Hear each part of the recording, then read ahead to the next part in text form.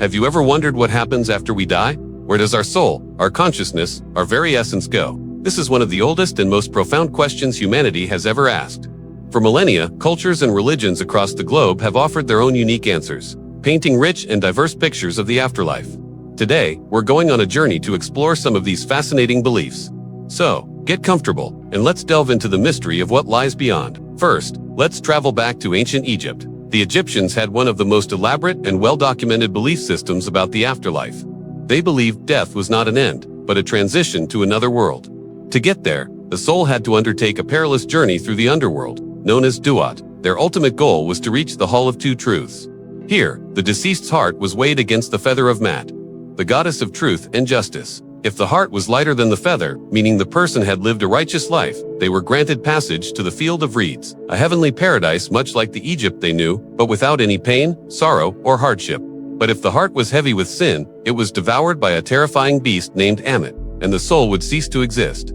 This concept of a final judgment based on one's earthly deeds is a powerful theme we repeated in many other cultures. Now, let's shift our focus to the Abrahamic religions, Judaism, Christianity, and Islam. While they share common roots, their views on the afterlife have distinct nuances. In many streams of Jewish thought, the afterlife is less explicitly defined than in other faiths.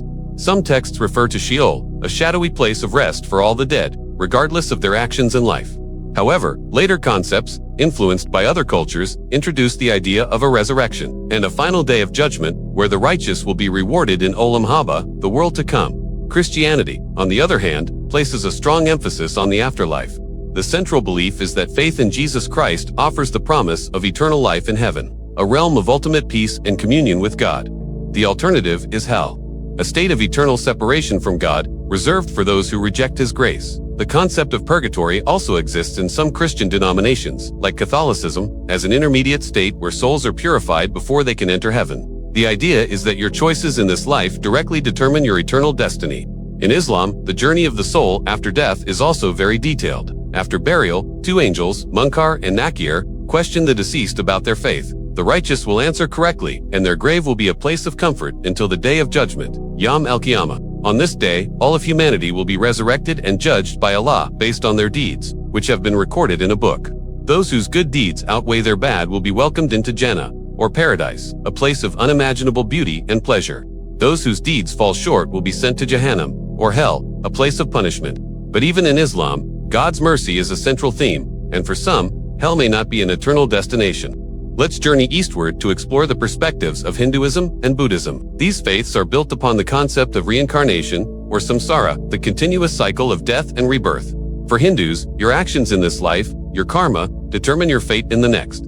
Good karma can lead to rebirth in a higher form of life, perhaps as a human in a better social standing, while bad karma can result in being reborn as a lower animal or in more difficult circumstances. The ultimate goal for a Hindu is to break free from this cycle of reincarnation altogether and achieve moksha. Moksha is the liberation of the soul, or Atman, from the material world and its reunification with the ultimate reality, Brahman. It's a state of eternal bliss and oneness with the divine. Buddhism, which originated from Hinduism, shares the concepts of karma and reincarnation. However, it introduces a key difference: the idea of unita or no self.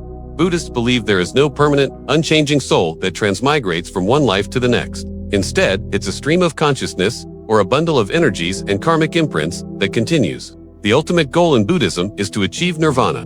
Nirvana isn't a place like heaven, but rather a state of being, an extinction of the three fires of greed, hatred, and ignorance.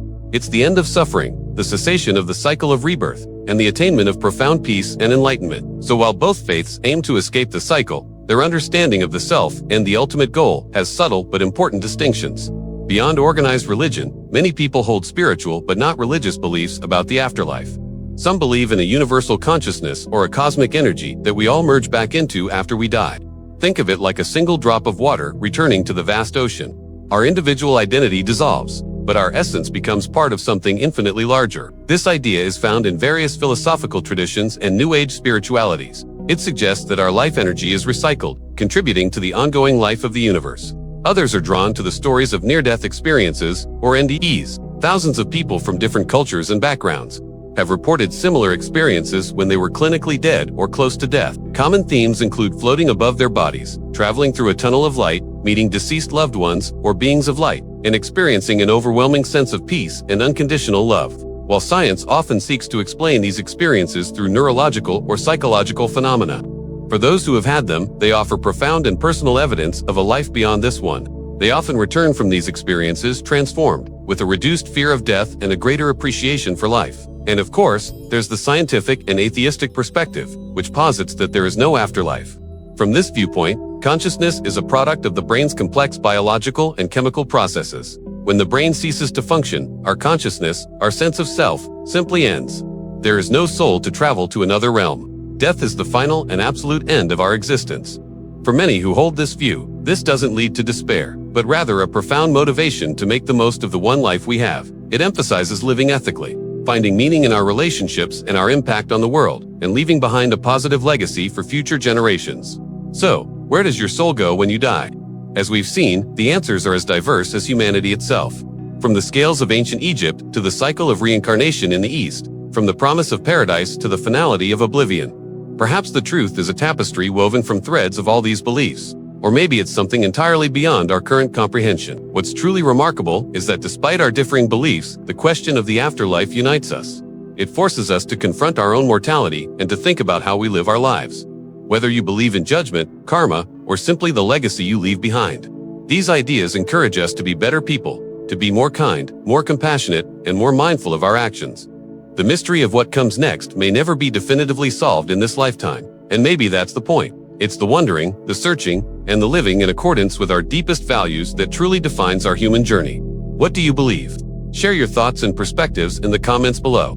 I'd love to hear from you. Thanks for watching, and if you found this journey thought-provoking, don't forget to like, share, and subscribe for more explorations into life's biggest questions. See you next time.